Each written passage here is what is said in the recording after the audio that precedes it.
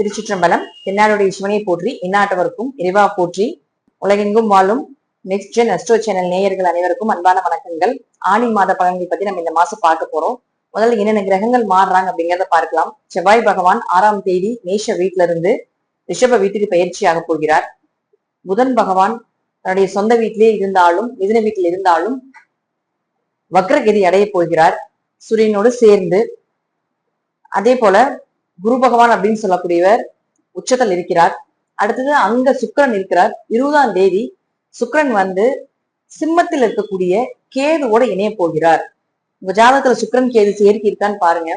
இந்த சுக்கிரனும் கேதுவும் சேர்க்கை இருந்தால் கண்டிப்பாக ஆண்களாக இருந்தாலும் பெண்களாக இருந்தாலும் ரொம்ப கவனமா இருக்கணும் எதிர்ப்பாளர்கள் கிட்ட. அப்போ பெண் ஜாதகத்துல இருக்கு அப்படின்னா தேவையில்லாத தொடர்புகளும் செய்யாத தப்புக்கு ஒரு கெட்ட பெயர் வரக்கூடிய ஒரு சூழ்நிலையும் நிச்சயமா ஏற்படுத்தி கொடுக்கும். பெண் குழந்தைகளை நீங்க வச்சிருக்கீங்க அப்படின்னா ரொம்ப கவனமா இருக்கணும். ஏன்னா கேதுனா குழந்தைத்தனம், சுக்கிரன் அப்படின்னா பெண் குழந்தைகள். அப்போ ஏதாவது பெண் குழந்தைகளுக்கு ஒரு தவறான ஒரு தொல்லைகள் கொடுக்கறதுக்கு உண்டான வாய்ப்புகளும் உண்டு. இந்த சேர்க்கை இருக்கக்கூடிய ஜாதகமாக இருந்தால் இன்னும் ரொம்ப கவனமா இருக்கணும். இந்த சுக்கிரன் ராகு, சுக்கிரன் கேது அப்படின்னு சொல்றதெல்லாம் பாத்துட்டீங்கன்னா கொஞ்சம் பணப்புழக்கங்களை கொடுத்தாலும் வாழ்க்கையில கொஞ்சம் சின்ன ஒரு கெட்ட பெயரும் அவமானத்தையும் கொடுத்துரும். அப்போ இந்த கிரகச்சேர்க்கைகள் இந்த மாதம் வரக்கூடிய சேர்க்கைகளோடு இந்த கிரகங்களோடு சேரும் பொழுது அந்த மாதம் நம்ம இன்னும் கவனமா இருக்கணும். வருஷத்துக்கு ஒரு முறை இந்த கிரகச்சேர்க்கைகள் கண்டிப்பா நடக்கும். உங்க ஜாதகத்துல சுக்கிரன் ராகோ சுக்கிரன் கேதுவோ சேர்க்கை இருந்ததுன்னா இந்த மாதம் சுக்கிரன் 20ஆம் தேதிக்கு மேல கேதுவோட சேர்கிறார். இதுல இருந்து கொஞ்சம் கவனமாக இருந்து கொள்வது என்பது நல்லது. மேஷ ராசிக்குண்டான ஆனி மாத பலன்களை பத்தி பார்க்கலாம். எல்லாருடைய மனதிற்குமே ரொம்ப பிடித்தமான ஒரு ராசி அப்படின்னு பாத்தீங்கன்னா அது மேஷ ராசி தான். மேஷ ராசிக்கு பாத்தீங்கன்னா வெளியே முள்ளாக இருந்தாலும், வெளியே கோபமும் பிடிவாதமும் இருந்தாலும் உள்ள வந்து ரொம்ப இனிமையான தன்மையை கொண்ட ஒரு ராசி அப்படின்னா அது மேஷ ராசிக்கு தான் முதலிடத்தை கொடுக்கணும் அப்படிங்கிற அமைப்பு உண்டு. மேஷ ராசிக்கு உங்க ராசி அதிபதியாக இருக்கக்கூடிய செவ்வாய் 6ஆம் தேதி வரைக்கும், ஆனி மாதம் 6ஆம் தேதி வரைக்கும் உங்க ராசிக்குள்ளேதான் இருக்கிறார். ரொம்ப சக்சஸ் பண்ணணும், ஒரு விஷயத்த நோக்கி போகணும் அப்படின்னா முடிந்த அளவுக்கு 6ஆம் தேதிக்கு முன்னாடியே செயல்படுத்திக்கோங்க.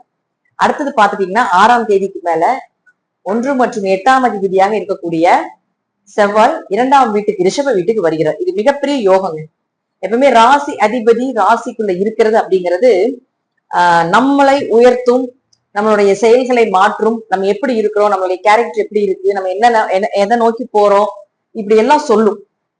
அதே போல அந்த ராசி அதிபதி 2ஆம் வீட்டுக்கு வர்றது அப்படின்னா நம்ம இலக்கு அப்படிங்கிறது சிறப்பா இருக்குதா இல்லையா அப்படிங்கிறத இந்த 2ஆம் இடம் தான் சொல்லும். நம்முடைய முயற்சிகள் இது எல்லாமே 2ஆம் இடத்துல வந்து நிற்கும். இப்போ ராசிக்குள்ள செவ்வாய் இருக்கார் அப்படின்னா நீங்க என்னென்ன பண்றீங்க அப்படிங்கறது கொஞ்சம் ஸ்லோவா பார்த்துட்டு இருந்தாலும் 2ஆம் இடம் தனஸ்தானத்துக்கு வரும் பொழுது செய்த செயலுக்கு உண்டான வருமானம், செய்த வேலைக்கு உண்டான ஒரு பாராட்டுகள் அதெல்லாம் கிடைக்கணும் இல்லையா? சும்மா போயிட்டு பார்த்துட்டு செஞ்சுட்டு வரக்கூடாது இல்லையா? யாருக்குமே நம்ம அந்த மாதிரி ஒரு சூழ்நிலைகள் இல்லை இப்போ இருக்கக்கூடிய மேஷ ராசிக்கு. சோ ஏன்னா மேஷ ராசி ஆல்ரெடி வந்து நிறைய விரயங்கள் ஆயிடுச்சு, நிறைய பணப்புழக்கங்கள் எல்லாமே இருந்தது, இப்போ இல்ல, பணத்தெல்லாம் நிறைய விட்டுட்டோம், நிறைய காசு இருந்தப்ப நல்லா செலவு பண்ணணும், இப்ப வந்து எங்கிட்ட பணம் இல்ல, நான் என்ன பண்றதுன்னு தெரியாத ஒரு சூழ்நிலைகள் இருக்கக்கூடிய ஒரு ராசி மேஷ ராசி.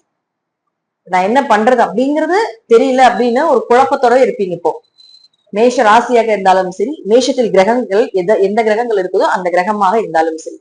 அப்ப ராசி அதிபதி 2ஆம் வீட்டுக்கு வரார் 6ஆம் தேதிக்கு மேல. அப்ப 6ஆம் தேதிக்கு மேல பாத்தீங்கன்னா நல்ல பணப்புழக்கங்கள் ஏற்படும். இழந்த செல்வத்தை எல்லாமே மீண்டுமே எடுக்கிறதுக்கு உண்டான ஒரு சூழ்நிலைகள் கிடைக்கும். இந்த காலகட்டங்கள்ல பாத்தீங்கன்னா முருகர் பக்தர்களுடைய தொடர்புகள் ஏற்படும். இப்ப அது ஆல்ரெடி மேஷம் வந்து முருகர் பக்தர்கள் தான். இப்ப முருகனை பத்தி செய்திகள் நிறைய உங்க காதுல விழுகும். முருக பக்தர்களுடைய தொடர்புகள் ஏற்படும். ஏதாவது ஒரு முருகன் கோயில்ல இருந்து பிரசாதங்கள் வரும், அது உங்க கண்ணுல பாப்பீங்க. இதெல்லாம் நிச்சயமா இந்த மேஷ ராசிக்கு இந்த மாதம் ஏதோ ஒரு நாள்ல நடக்கும். அப்போ 2ஆம் இடத்தில் செவ்வாய் இருக்கும்பொழுது பணப்புழக்கங்களும் உங்களுடைய பேச்சுக்கு ஒரு நல்ல மரியாதையும் கிடைக்கக்கூடிய ஒரு மாதமாக இருக்கு. மேஷராசியை பொறுத்த வரைக்கும் பாத்தீங்கன்னா 8ஆம் அதிபதி 2ஆம் வீட்டுக்கு வருது. அப்ப 8 கூட 2ஆம் வீட்டுக்கு வரும்போது விபரீத ராஜயோகம், திடீர் பணவரவுகள். இப்ப 7 ராசிகள் நிறைய பணம் இழந்திருப்பீங்க, யாருக்காவது பணத்தை கொடுத்து ஏமாந்துருப்பீங்க, அவன் திரும்பியே கொடுக்க முடியாத சூழ்நிலையில் இருக்கிறான். அல்லது நீங்க ஏதாவது நகை அடமானத்தை வச்சுட்டு அது வட்டி மேல வட்டி கட்டிட்டு இருக்கீங்க, அதை திருப்ப முடியல அல்லது வட்டியை கட்ட முடியல அப்படின்னு ஒரு சில மேஷராசி இப்ப போயிட்டு இருக்கு. சோ இந்த 8ஆம் அதிபதி 2ஆம் இடத்துல இருக்கும் பொழுது கண்டிப்பாக இப்போ இந்த மாதம் அந்த பணத்தை திருப்பி கொடுப்பதற்குனான ஒரு வாய்ப்புகள் கிடைக்கும். நீங்க இழந்திருப்பீங்க இல்லையா, யாராவது கொடுத்துருப்பீங்க இல்லையா, அந்த பணம் திரும்பி வர்றதுக்குனான ஒரு வாய்ப்புகள் கிடைக்கும். நீங்க யாருக்காவது பணத்தை கொடுத்துட்டு கட்ட முடியலையா, எனக்கு பணம் வரமாட்டேங்குது அப்படின்னு ரொம்ப ஏக்கத்துல இருந்தாலும் அது எல்லாமே திருப்பி அடைப்பதற்குண்டான ஒரு வாய்ப்பை நிச்சயமாக ஏற்படுத்தி கொடுப்பார். 2ல் செவ்வாய் இருந்தால் பேச்சுல கொஞ்சம் கவனமா இருக்கணும். குடும்ப வாழ்க்கையில கொஞ்சம் கவனமா இருக்கணும். கணவராக இருந்தால் மனைவி கிட்டையும், மனைவியாக இருந்தால் கணவர் கிட்டையும் கொஞ்சம் பேச்சுவார்த்தையில குடும்ப வாழ்க்கையில அநாகரிகமான பேச்சுக்களை கொஞ்சம் குறைத்துக் கொள்வது என்பது ரொம்ப நல்லது. ஆனா பணவரவு, பொருளாதாரம் இதெல்லாம் சிறப்பா இருக்கும். குடும்ப தேவைகளை பூர்த்தி பண்றதுக்குண்டான அமைப்பும் இந்த மேஷராசிக்கு இந்த மாதம் உண்டு. அதே போல 2 7 கூடையவரானவர் சுக்கிரன். நான் ஆரம்பத்திலே இன்ட்ரோடக்ஷன்ல சொல்லியிருப்பேன், சுக்கிரன் வந்து கேதுவோட சேரக்கூடாதுன்னு சொல்லி. உங்க ஜாதகத்துக்கு சுக்கிரன் வந்து 2 7 கூடையவராகி 5ஆம் வீட்டுல கேதுவோட சேருகிறார். அது 20ஆம் தேதி வரைக்கும், 20ஆம் தேதிக்கு மேலதான். சோ 20ஆம் தேதி வரைக்கும் உங்களுக்கு பாத்துட்டீங்கன்னா ஒரு செழிப்பான மாதம். வீடு கட்டுறது, வண்டி வாகன யோகங்கள் வாங்குறது, மனைவி மூலமாக, கணவர் மூலமாக ஒரு அதிர்ஷ்டங்கள் கிடைக்கிறது, கணவர் சொத்துக்கள் கிடைக்கிறதுக்கு உண்டான ஒரு வாய்ப்புகள், மனைவி சொத்துக்கள் எல்லாமே கிடைக்கிறதுக்கு உண்டான ஒரு வாய்ப்புகள் எல்லாம் நிச்சயமா ஏற்படுத்தி கொடுப்பார். அதனால இது வந்து ஒரு பெரிய பிரச்சனைகள் கிடையாது. பட் 20ஆம் தேதிக்கு மேல பாத்துட்டீங்கன்னா அந்த சுக்கிரன் 2ஆம் அதிபதி உங்களுடைய குடும்ப ஸ்தானாதிபதி கேதுவோட சேர்றாரு. அப்ப இதற்கு மேலதான் குடும்பத்துல கொஞ்சம் கொஞ்சம் ஸ்ட்ரகிள் வரும், கொஞ்சம் மன போராட்டங்கள் உண்டு. கணவர் மேல, மனைவி மேல ஒரு கெட்ட பெயர் வர்றதுக்கு உண்டான ஒரு வாய்ப்புகள் உண்டு. சோ வந்து மேக்சிமம் சுக்கிரன் கேது உங்களுக்கு என்ன பண்ணும்னா கொஞ்சம் பண தடையை ஏற்படுத்தும். சோ ஏதாவது பணம் சார்ந்த விஷயங்கள் ஏதாவது இருக்கு அப்படின்னா அது ஒரு 20ஆம் தேதிக்குள்ள முடித்துக் கொள்வது நல்லது. அதற்கு மேல பாத்துட்டீங்கன்னா உங்களுக்கு கொஞ்சம் பணம் சார்ந்த விஷயத்துல, பொருளாதாரம் சார்ந்த விஷயத்துல கேதுனா தடைகளை கொடுப்பார் அப்படிங்கிற அமைப்புகள் உண்டு. தாமதத்தை கொடுப்பார், ஒரு மன குழப்பத்தை கொடுப்பார், அலைச்சலை நிறைய கொடுப்பார் அப்படிங்கிற அமைப்புகளை கொடுத்துரும். சோ இந்த சூழ்நிலைகள் அதுல வரும். சோ உங்க ஜாதகத்துல சுக்கிரன் கேது, சுக்கிரன் ராகு ஜாதகமாக இருந்தால், அல்லது உங்க குழந்தைகள், ஏன்னா அதாவது எப்பவுமே இளரைசனி காலகட்டங்கள்ல நம்மளுடைய கர்மா கழியும் அப்படிங்கிற ஒரு விதி உண்டுங்க. அதுதான் உண்மை. நல்ல நேரத்துல நம்ம கர்மா கழியாது. பேசிக்கா நம்ம கர்மாவை ஏத்திக்குவோம் அந்த டைம்லதான். சோ கெட்ட நேரத்துல மட்டும்தான் கர்மா கழியும், கெட்ட கர்மாக்கள் கழியும். அப்ப இப்ப இளரைசனி நடக்கும்போது உங்க ஜாதகத்துல சுக்கிரன் ராகு, சுக்கிரன் கேது இருக்குதுன்னா கொஞ்சம் சின்ன சின்ன அவமானங்கள் பட வேண்டிய ஒரு சூழ்நிலைகள் வரும். சோ முழுக்க முழுக்க இதற்கு ஒரே ஒரு பரிகாரம் என்னன்னு பாத்துட்டீங்கன்னா, மேஷராசிக்காரர்கள் இந்த மாதம் கண்டிப்பாக விநாயகருக்கு ஒரு 7 தேங்காய் உடைச்சிருங்க. எப்போ 20ஆம் தேதிக்கு மேல உங்க வீட்டுக்கு அருகில் இருக்கக்கூடிய விநாயகருக்கோ, அல்லது வந்து நீங்க ரெகுலரா ஒரு கோயிலுக்கு போறீங்கன்னா அந்த விநாயகருக்கோ போய் ஒரு 7 தேங்காய் உங்க தலையை சுத்தி உடைச்சிருங்க.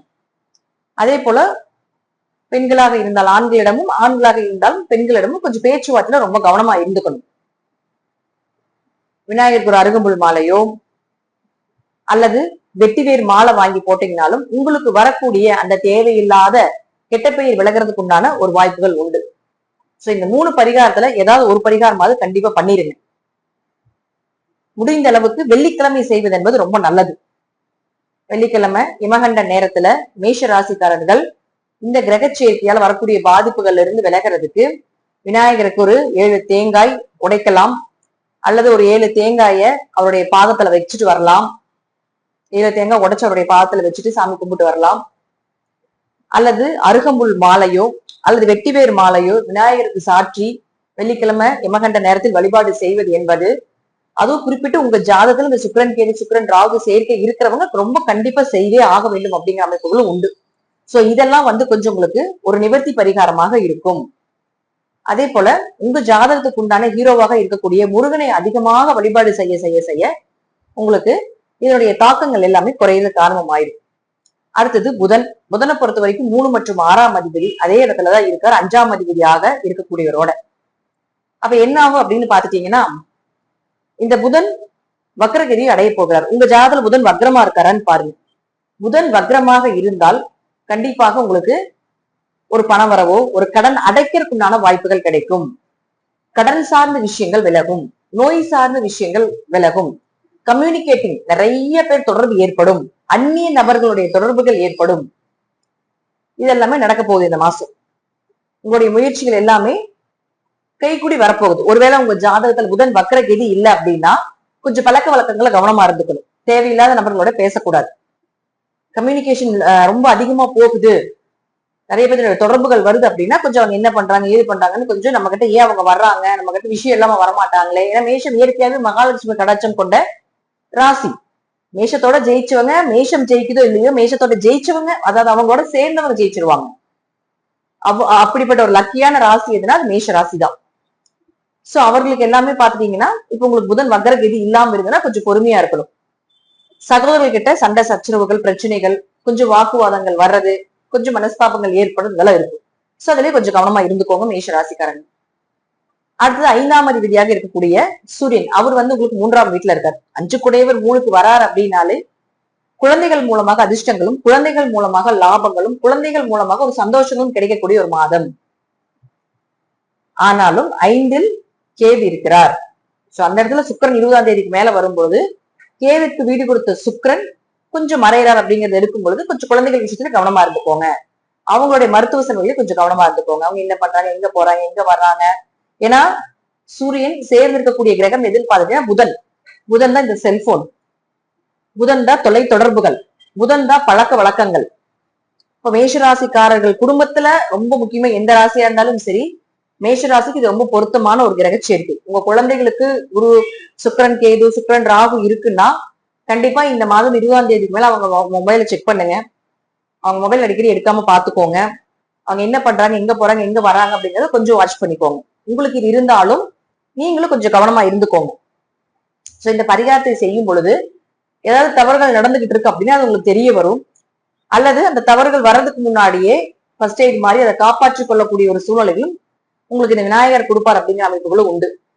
நீங்க என்னதான் முருகனுடைய பக்தர்களாக இருந்தாலும் முருகனுடைய அண்ணனாக இருக்கக்கூடிய விநாயகரை பிடிக்கும் பொழுது முருகரும் சந்தோஷப்பட்டு கண்டிப்பா உங்களுக்கு இந்த பிரச்சனை காப்பாத்தி கொடுப்பார் அப்படிங்கிற அமைப்பும் உண்டு. இந்த மாதம் பாத்துட்டீங்கன்னா நிறைய பெண்களுடைய தொடர்புகளும் அவர்கள் மூலமாக உதவிகளும் கிடைக்கிறதுக்குள்ளான வாய்ப்பு இந்த மேஷ ராசிக்கு உண்டு. அதே போல இந்த மாதம் நிறைய பெருமாள் கோயிலுக்கு போயிட்டு வரக்குண்டான வாய்ப்பை நிச்சயமாக ஏற்படுத்தி கொடுப்பார்கள். நிறைய தீர்த்த யாத்திரைகள் போவீங்க. அதே போல தீர்த்த யாத்திரை போற இடத்துல கொஞ்சம் கவனமா போயிட்டு வாங்க. கொஞ்சம் மருத்துவ செலவுகள், கீழே கீழே விழுந்துறது, அடிப்படுறது, கொஞ்சம் காலில் ஏதாவது டேமேஜ் ஆகுறது, ஏதாவது ஒரு சின்ன சின்ன ஒரு ஸ்கிராட்சாவது விழுந்துடும் அப்படிங்கிற அமைப்புகளும் உண்டு. சோ இந்த மாதம் மேஷராசிக்காரர்களை பொறுத்த வரைக்கும் தீர்த்த யாத்திரை போகக்கூடியவர்கள், கொஞ்சம் வெளிநாடு வெளியூர் பயணங்கள் போகக்கூடியவங்க கொஞ்சம் எல்லாத்தையும் ஃபர்ஸ்ட் சேஃப்டியா எல்லாத்தையும் எடுத்து வச்சுக்கோங்க. உங்களோட டேப்லெட்ஸ், மெடிசன்ஸ் இதெல்லாமே கொஞ்சம் சேஃப்டியா எடுத்து வச்சுக்கோங்க. குரு உச்சத்துக்கு வந்துட்டார். இருப்பினும் 4ஆம் இடத்துல உச்சத்துல இருக்கும் பொழுது பெரிய அளவுக்கு பாதிப்புகளை கொடுக்க மாட்டார். இருந்தாலும் 12ஆம் இடத்தை பார்க்கும் பொழுது தீர்த்த யாத்திரை சம்பந்தப்பட்ட விஷயத்துல வெளியூர் வெளிநாடு போகக்கூடியவங்க கொஞ்சம் இந்த மாதிரி கவனமா இருங்க அப்படிங்கிற அமைப்புகள் உண்டு. மாணவர்கள் கொஞ்சம் இன்னும் படிப்புல கவனம் செலுத்தணும். இந்த மாதத்துல இருந்து கொஞ்சம் படிப்பு கொஞ்சம் டல்லாகிறதுக்கான வாய்ப்புகள் உண்டு. சோ மேஷராசியில் இருக்கக்கூடிய மாணவர்கள் இந்த மாதத்துல இருந்து இன்னும் கொஞ்சம் படிப்புல டெவலப்மெண்ட் செலுத்துறது என்பது ரொம்ப நல்லது. ஆல்ரெடி மந்த குணத்துலதான் போயிட்டு இருக்குது இப்போ. சோ நீங்க எக்ஸ்பெக்ட் பண்ண மார்க் வரல மேஷராசியை பொறுத்த வரைக்கும். சோ நீங்க ரொம்ப எதிர்பார்த்த மார்க் அப்படிங்கிறது +1 +2 இருந்தாலும் சரி, 10th இருந்தாலும் சரி, நீங்க எக்ஸ்பெக்ட் பண்ண மார்க் வராம இருக்கலாம். பட் பயப்பட வேண்டியதில்லை. இதெல்லாம் ஒரு அனுபவம் தான்.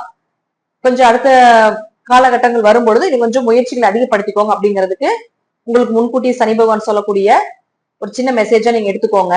சோ இன்னும் கடின உழைப்பு ரொம்ப தேவை.